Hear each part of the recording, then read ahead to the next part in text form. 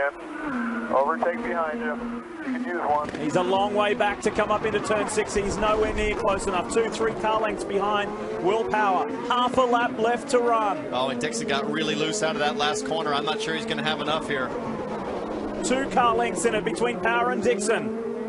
This championship is going to go all the way to the final. Whoa, that's a huge crash. EJ Viso was at Marco Andretti. There's 4 or 5 cars involved in that. Turn 10 for the final time. It's a Penske day. It's a Willpower day in Houston. Dario Franchitti. That is a nasty crash. Takuma Sato and Viso. Dario Franchitti, I think, is in pain. That looks like a heavy crash. I can see him put his head back. As a driver, I feel like I see the wincing there, but let's hope they're okay. Yeah, a crash like that, you got to gather your thoughts a little bit too, even if you and are your breath. okay, yeah. And your breath.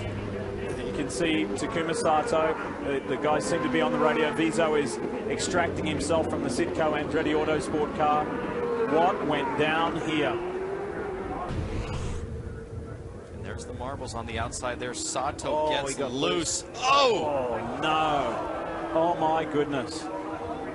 That is a horrifying ride for Dario Franchitti. Oh man, that is an oval crash we've seen before, and we hate to see that kind of impact. Just Sato, oh boy, well, look at the debris go through. Oh boy, and oh, fencing. Yeah, it does look like there might be some debris into the grandstands as well. That is a violent impact. Fortunately, the fence kept the car in the racetrack. This is Graham Rahal arriving on the scene. Full course yellow, full course yellow. Can you get through there? So Sato gets loose, and Dario's got nowhere to go. That is a thundering blow. Yeah.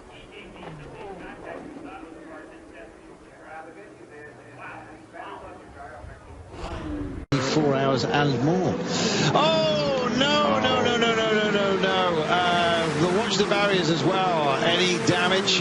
I think possibly. We've got a car dead center of the screen. Driver is free, but there's no moving it. And away he goes. And that was a swift exit, and hardly surprising. It's in an extraordinarily dangerous position. And we have all kinds of debris, and that looks mechanical as well.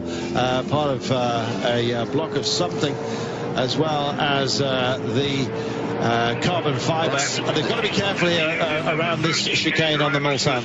That's the first chicane, and that's Fred McAvacchi, isn't it? I think that was in that car. Do you know what? It amazes me that drivers come around, they see the flags, they get the warning audio as well, and they're still getting into some of the debris because they're approaching it too quickly. Oh, so much wanted to win.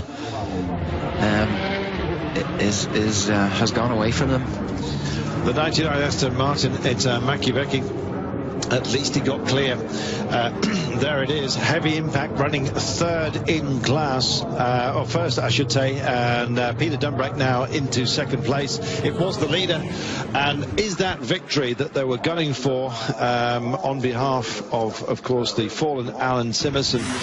Well, you saw they gave it their best shot, but unfortunately the rain and a very difficult surface has beaten them. Now then, the big question is, can Peter Dumbrek battle this one out? He's 4.6 seconds in arrears of Mark Lieb in the Porsche. That's 1 and 2 as they come behind the safety car, so they are very close at hand, and that's going to be one heck of a battle on the restart. How long that takes to get to that point is anybody's guess, but the 99 car of in the hands of Maciejewski has hit the barriers off the lead, unfortunately, and it has been a huge emotional roller coaster for the boys at Aston Martin, and not surprised to see the emotions coming to the fore.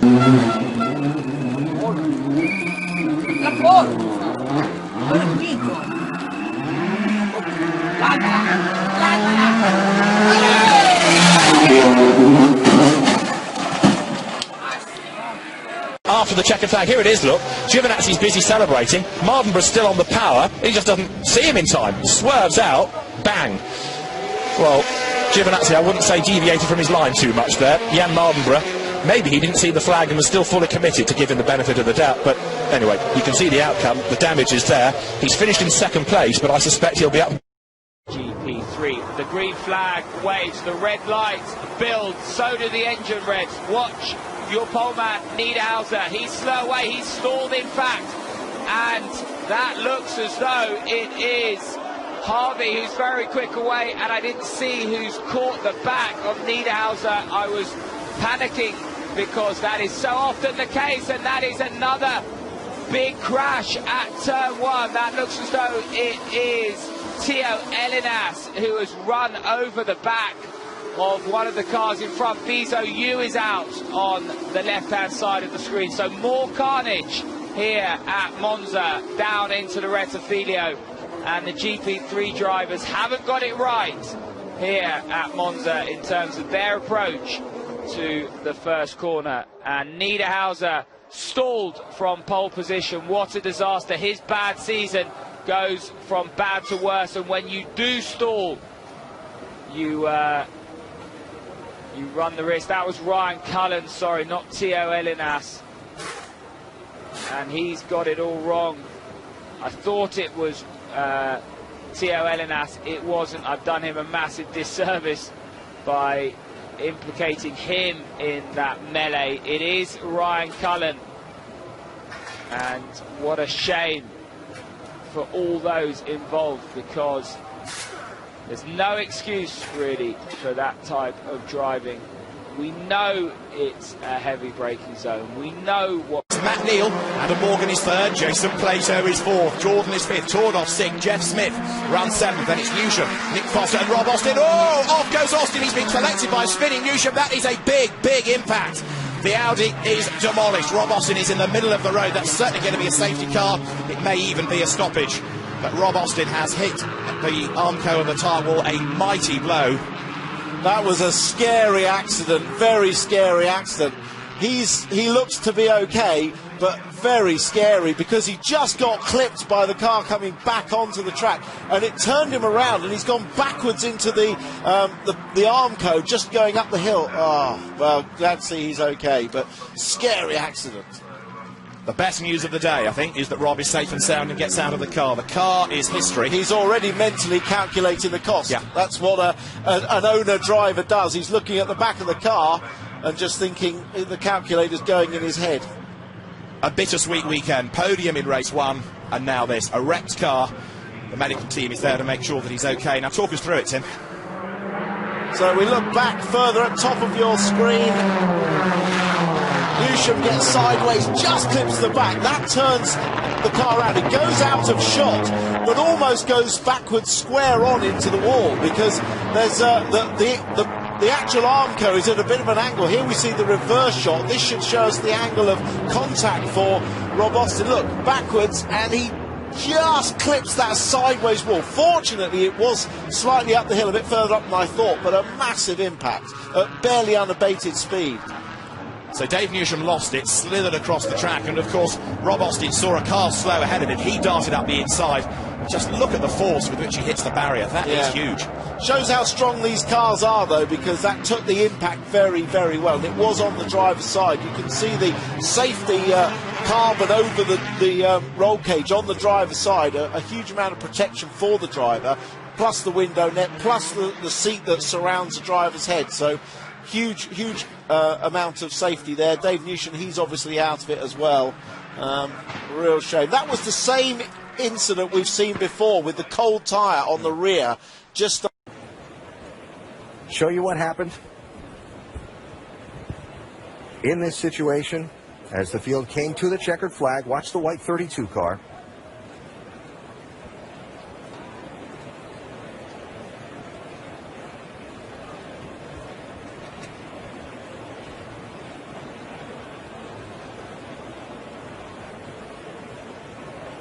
And again, Kyle Larson did climb from that machine. You heard from him a minute ago. And there you see the result of that crash. And we'll wait for word from, again, Speedway and NASCAR officials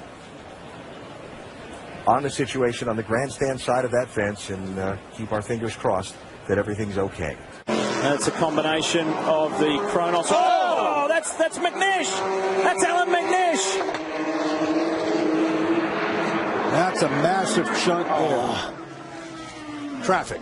Oh boy, that was no. He went for a hole there, boys, that was not there. Look at the spectators. Boy, the camera guys lucky. Look at that wheel flying. That is a scary scene. Wow. And the drivers, the prototype drivers, spoke about this. They said we will need to take unnecessary risks to clear GT traffic. This is frightening stuff. Alan McNish is still in the car. On first glance, guys, I don't think the gap was there. Let's take a look down through the Dunlop curves. He goes inside Bernard. That's for the lead of the race. It wasn't there. I mean, we're talking about it. It's really difficult to see out of that car, and it just looks like that's coming into play here. Cleared that guardrail. We're taking world feed here, so we don't have control of the pictures we're seeing or broadcasting. Doing about 175 miles an hour there down through the Dunlop curves. On board. This is with Timo. See the traffic, and Alan just shoots the gap. Wow. And this is exactly what we had talked about. Getting the car righted now. Alan's still in. That was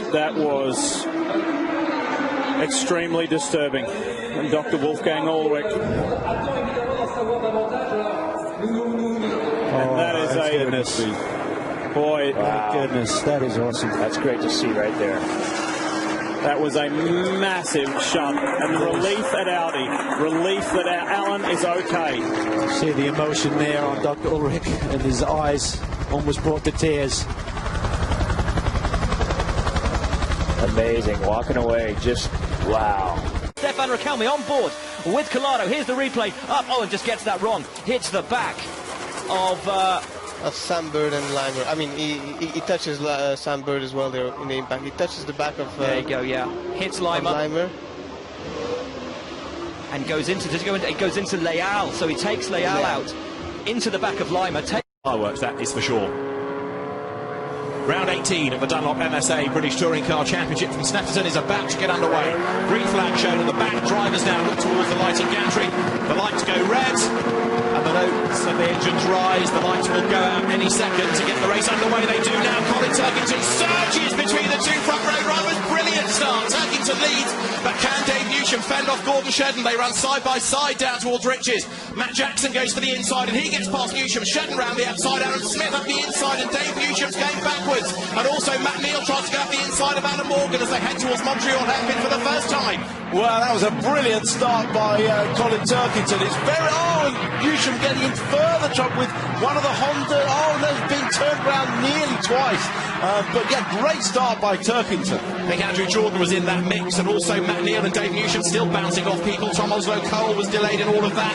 So, towards Agostini for the first time. Turkington leads the way. Gordon Shedden is second. Then you've got Matt Jackson and Aaron Smith third and fourth. Adam Morgan is fifth. And Rob Austin is up into sixth. Seventh equal. Look, Dave Newsham and Matt Neal right alongside him. Then it's Andrew Jordan next. Then you've got Tom Oslo-Cole going strongly as the cars wriggle their way through the infield for the first time.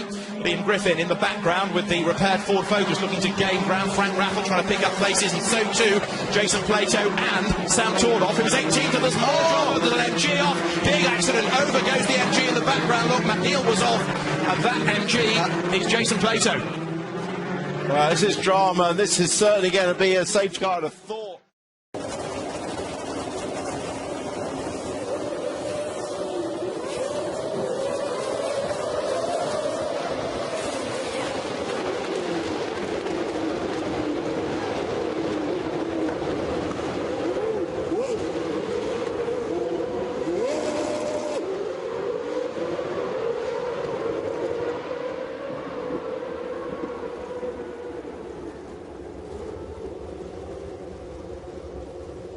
Is mandatory. And watch for it, we're green. We are racing. Oh, and already a huge incident. 1, 2, 3, 4 cars a huge, including our double defending race winner, the Falcon Tire Porsche we're on board with, and a huge shunt. And I'll be honest, Jeremy, it happened so fast, I have no clue what happened. Suddenly cars were just everywhere. I don't know. We'll have to wait and see. Well, Jeremy, we're going to take a look and see if we can suss out what occurred here.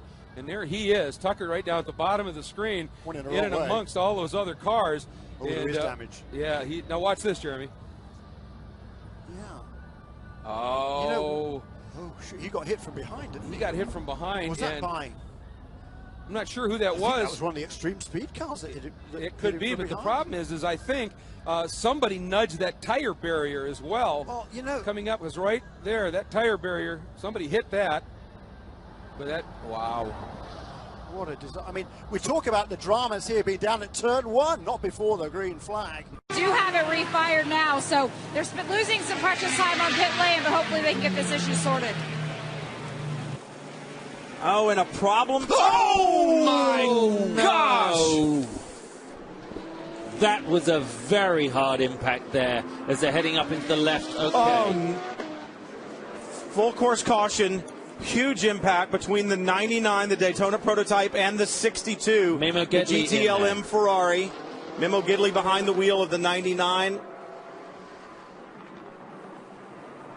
Great response from everybody here in terms of safety workers and flag marshals. Remember that Daytona does this better than anyone else. The debris field there, obviously we're looking into the sunset right with into the cloud. sun. And we had just seen the 62 running off pace. You said looking into the sun, perhaps Memo Gidley looking down or trying to look through the windscreen, just could not see the 62, could not judge the speed, and the impact was ferocious. I would say that is probably 100-mile-an-hour impact when he hit him, which is extraordinary. Remember, these cars, the safety cells, state-of-the-art technology they have there. But that is the toughest place. He let the car out probably to the left and was pulling back to the right and was looking straight in the sun. And that was as much a shock to the driver of 62 as it was for Memo. It was Matteo Malicelli in the 62 Ferrari, and the medical workers right there, absolutely instantly. Good to see. In fact, that is very near one of the emergency entries for the crews. Drama at Assen on Thursday.